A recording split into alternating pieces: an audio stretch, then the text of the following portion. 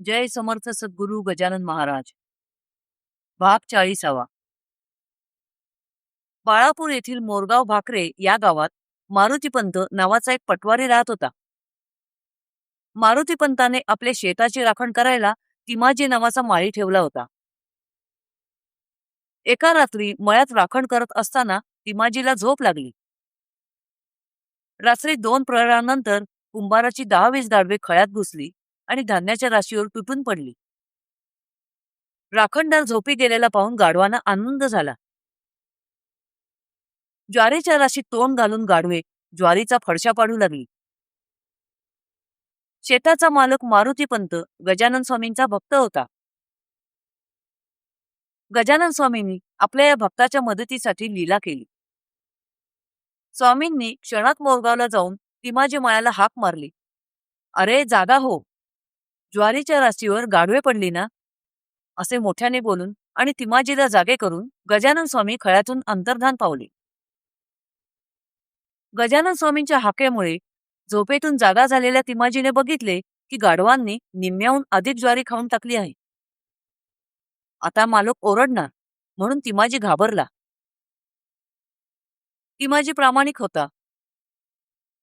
आपल्यामुळे मालकाचे नुकसान झाले या गोष्टीची त्याला हळहळ वाटू लागली. तो दुःखी झाला की मालकाने मोठ्या विश्वासाने मला पिकाचे रक्षण करण्याच्या कामावर ठेवले आहे, पण माझ्या हलगर्जीपणामुळे माझ्या हातून मालकाचा विश्वासघात झाला. आता मी मालकाची समजूत कशी घालू? सकाळी सूर्य उगवताच तिमाजीने गावात येऊन मारुतीपंताचे पाय धरले आणि म्हणाला, "मालक, माझ्या झोपेने तुम्हाला बुडवले." 10-20 गाढवांनी खळ्यात येऊन धान्याची रास खाल्ली. "तुम्ही खळ्यात येऊन किती नुकसान झाले आहे ते बघा, म्हणजे मला बरे वाटेल."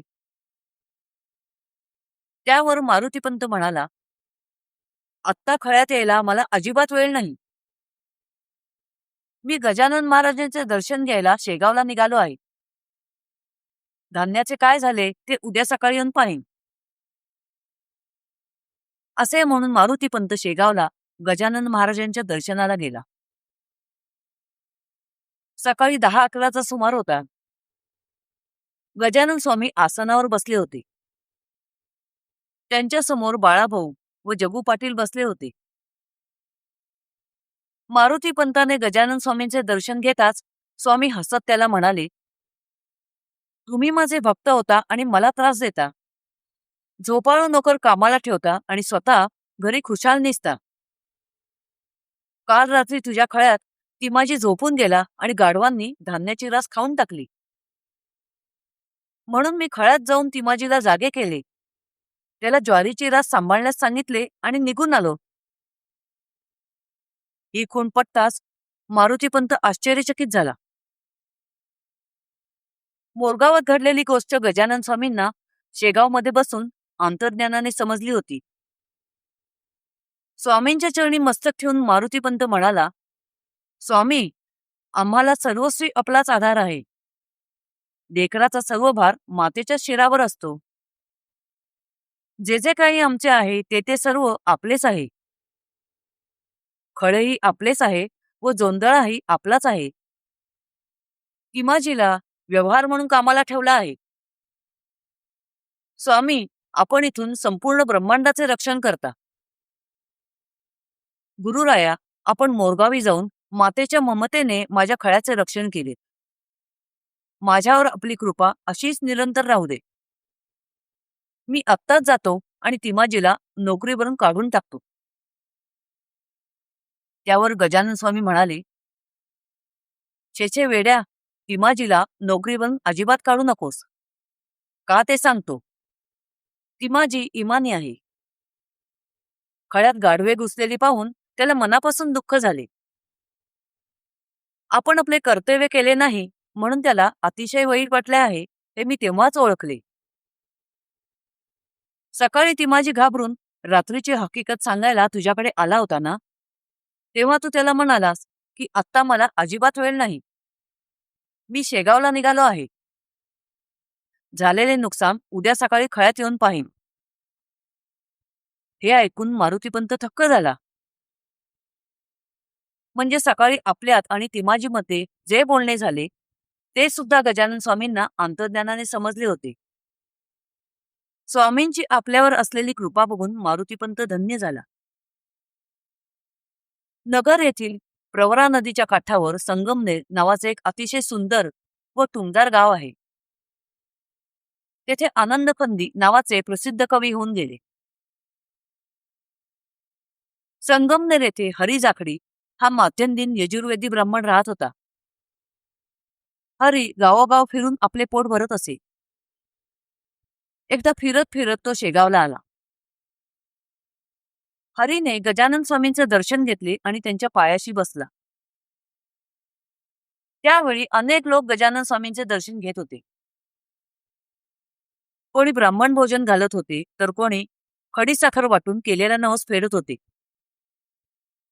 ते बघून हरी मनात म्हणाला, संत गजानन केवढे समर्थ आहेत, ज्ञानाचे सागर आहेत.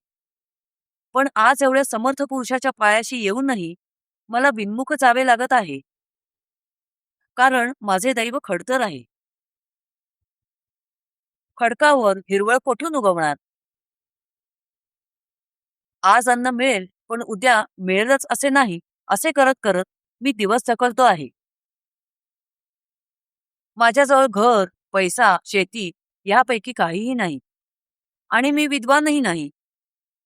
मग कोणता बाप मला लग्नासाठी आपली मुलगी देईल?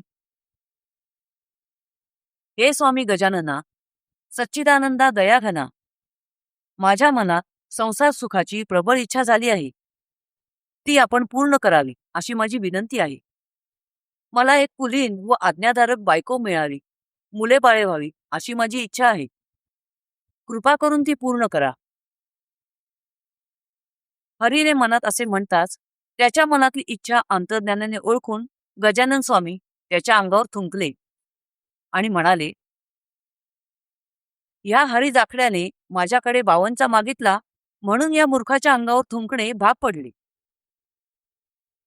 लोक माझ्या पायाशी येऊन संसाराच्या जंजाळातून सोडवण्याची याचना करतात, पण ह्याने इथे येऊन संसार सुख मागितले. पहा जगाची कशी रीत आहे. सच्चिदानंद श्रीहरीच्या भक्तीपेक्षा यांना संसार सुखात रमणेच जास्त आवडते.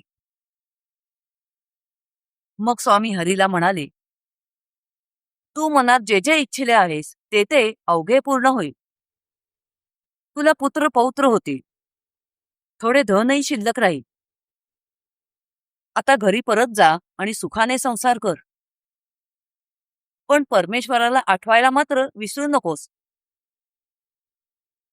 असे म्हणून गजानन स्वामींनी हरी जाखड्याला लग्न करण्यासाठी प्रसाद म्हणून थोडे धन दिले. स्वामींच्या वचनाप्रमाणे हरीचे लग्न झाले आणि त्याने सुखाने संसार केला. जय समर्थ सद्गुरू गजानन महाराज.